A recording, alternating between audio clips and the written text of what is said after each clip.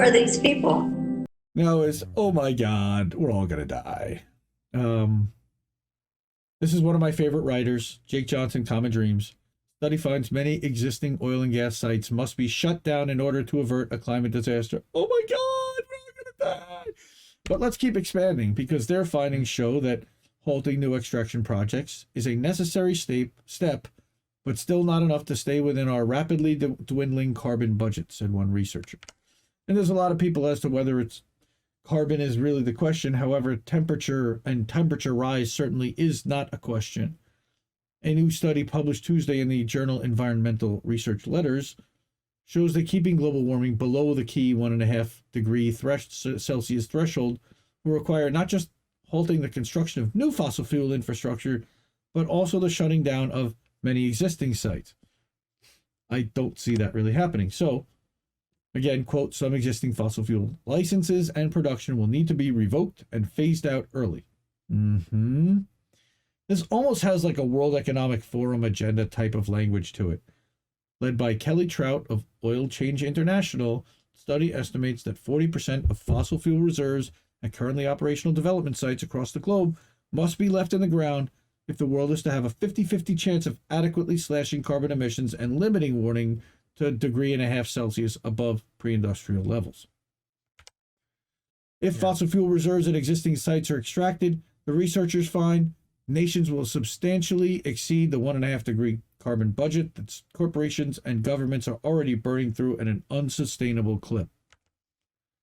The paper, which relies on a commercial model of the world's 25,000 oil and gas fields, leaves unanswered the question of precisely which existing development sites should be shut down, noting that it requires considerations of equity and of the best mechanisms to manage it, just transition away from fossil fuel jobs and revenues within and between countries. Again, very much fourth industrial revolution type of language.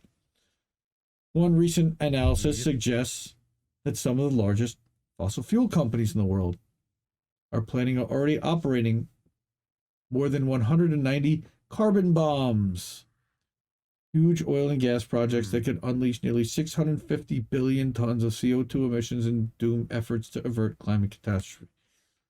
And I think this is one of the things that we've been talking about the last few years, which was that they continue to drill, especially since Biden came into office, where they continue to increase the number of permits that they're allowing for. Our findings show that halting new extraction projects is a necessary step, but of course, still not enough to stay within our rapidly dwindling carbon budget. Some existing fossil fuel licenses and production will need to be revoked and phased out early. Who gets to decide what that is? Governments need to start tackling head-on how to do this in a fair and equitable way, which will require overcoming opposition from fossil fuel interests. Fair and equitable is completely counter to everything that our government is trying to accomplish because they're serving the donors.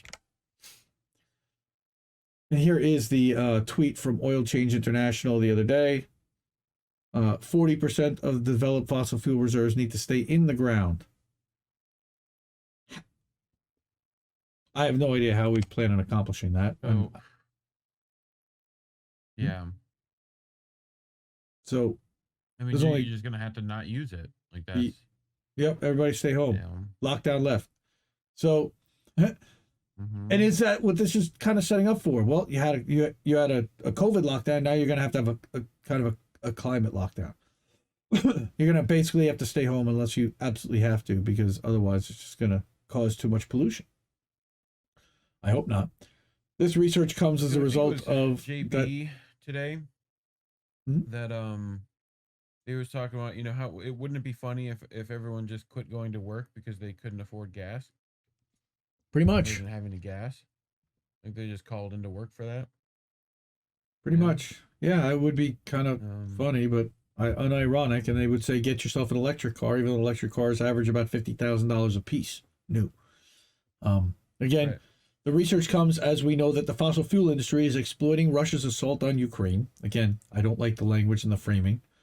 And the punitive measures that the West has taken in response, that I will agree with, to lobby for new fossil fuel development. In late March, Biden administration pledged to ramp up U.S. gas exports to EU members as they attempt to wean themselves off of Russian fossil fuels. Except we now are seeing that they're not going to. Right. I think it was Germany that decided to start buying. Was it? Right. I didn't see that. I saw that they cut it off to Poland and to, I think it was Belarus for opposing. But climate advocates warn, no, what they're doing is they're paying in rubles for, I think it's oil, but not natural gas.